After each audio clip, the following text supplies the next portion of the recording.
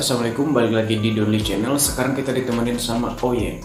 Halo guys, ini Oyen ini berat banget guys. Ini Oyen gede, Oyen udah tuh gede banget. Ini berat badan dia 6 kilo guys, sempat 6 kilo lebih. Tapi sama saya dikasih sedikit diet. Target saya dia harus turun ke 5,5 kilo ya, biar dia tidak terlalu gendut. Ini dia agak terlalu gendut, terlalu gede gitu ya.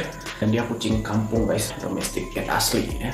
Dia tuh bulunya tebel gitu ya. Saya pakai makanan yang murah-murah aja, juga pakai vitamin yang murah-murah aja, tapi alhamdulillah hasilnya tetap bagus ya, sehat banget lah gitu ya, alhamdulillah gitu ya. Nggak pernah ada keluhan juga, nggak pernah ada penyakit juga, alhamdulillah gitu ya. Oke guys, kali ini saya akan bahas soal kenapa kucing menjadi kurus padahal kucingnya udah makan banyak, atau udah dikasih makanan yang bagus, atau udah dikasih vitamin yang bagus tapi tetap kurus gitu ya. Jadi ini adalah penyebab kucing kurus yang sering kali terjadi. Kita harus tahu dulu bahwa setiap ras kucing itu memiliki berat badan ideal yang berbeda-beda, jadi nggak bisa kita samain. Penyebab kucing menjadi kurus yang sering kali kita temui atau sering kali terjadi menurut saya itu, yang pertama adalah kurang nutrisi. Kurang nutrisi bukan berarti kurang makan ya, kan banyak kalau nutrisinya kurang gitu ya dalam makanan itu, terutama kayak protein, lemak gitu ya. Seperti yang kita tahu bahwa kucing adalah makhluk karnivora, butuh protein yang cukup tinggi gitu ya. Ini juga tidak bisa berlebihan, terutama untuk pemberian protein-protein dalam bentuk olahan gitu, seperti dalam dry food. Itu juga nggak bisa berlebihan ya. Kalau menurut saya sih ya, kadar protein dalam dry food itu mereka klaim sekitar 28 hingga 33% itu udah cukup ya. Kalau untuk kucing dewasa, terutama untuk jantan, lebih baik jangan terlalu tinggi juga proteinnya, karena itu protein itu berlebih untuk kucing jantan dewasa juga nggak bagus ya, bisa menyebabkan penyakit flu atau penyumbatan saluran kemih gitu ya. Nggak mesti makanan yang mahal. Makanan yang mahal biasanya kualitasnya lebih bagus memang, tapi nggak mesti juga harus kasih makanan yang mahal-mahal gitu ya. Terus yang kedua, penyebab yang sering kali ditemuin adanya gangguan pencernaan. Itu biasanya sering muntah gitu, sering mencret gitu ya, atau dia makan terus dia pup terus tapi pupnya tuh juga mencret gitu ya. Penyebabnya juga banyak, ada masalah dengan pencernaannya yang luka, atau misalkan ada virus yang menyebabkan pencernaannya terganggu seperti itu ya, dan lain sebagainya. Dan saya udah bahas di video yang ini juga untuk kucing saya yang pernah dapat gangguan pencernaan yang bukan bakteri atau virus, tapi memang pencernaannya aja yang rusak, istilahnya begitu ya. Coba simak video yang satu ini gitu ya. Terus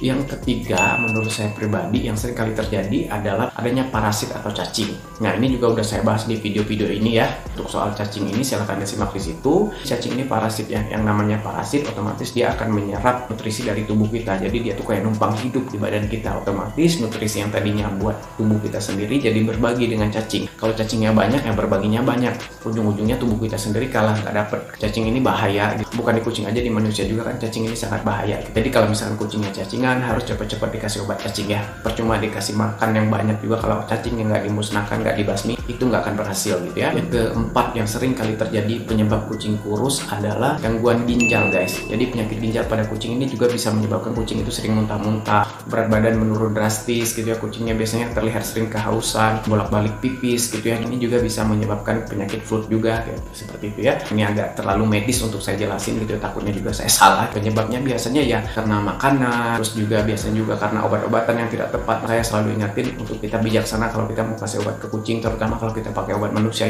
Benar-benar kita ikutin dosisnya, kita pastiin dulu gitu ya, kita konsultasi dulu ke dokter, kita tanya dulu ke orang-orang yang udah berpengalaman atau orang-orang yang udah tahu ya, jangan asal kasih kayak gitu ya.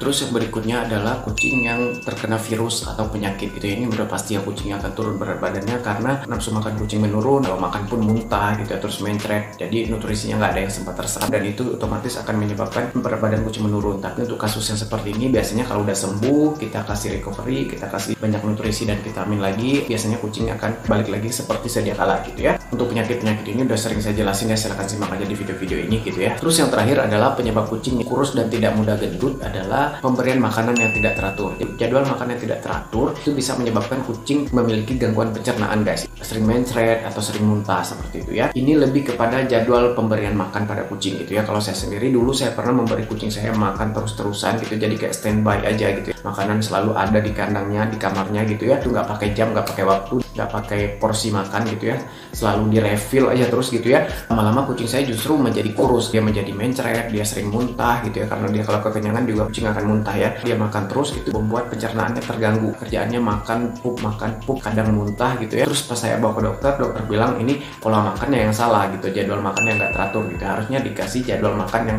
jam-jam tertentu dengan porsi-porsi tertentu. Yang tadinya saya pikir dengan saya memberikan kucing saya makan seleluasa mungkin, terus-terusan saya kasih makan, saya taruh makanan selalu standby di kamarnya gitu ya, di kandangnya gitu ya. Ternyata itu salah guys, itu mempengaruhi kesehatan si pencernaan si kucing dan akhirnya mempengaruhi berat badan si kucing kayak gitu ya. Oke guys ya, itu yang bisa saya bagi informasi kali ini berdasarkan yang saya tahu aja. Itu adalah penyebab-penyebab yang umum yang sering terjadi aja. Masih banyak penyebab-penyebab lainnya gitu ya, kalian bisa searching aja gitu ya. Kalau ada yang mau ditanyakan atau ditambahkan silahkan coret-coret aja di kolom komentar, bebas asal sopan gitu ya. Terima kasih yang udah nonton, sampai jumpa di video berikutnya. Assalamualaikum, bye bye.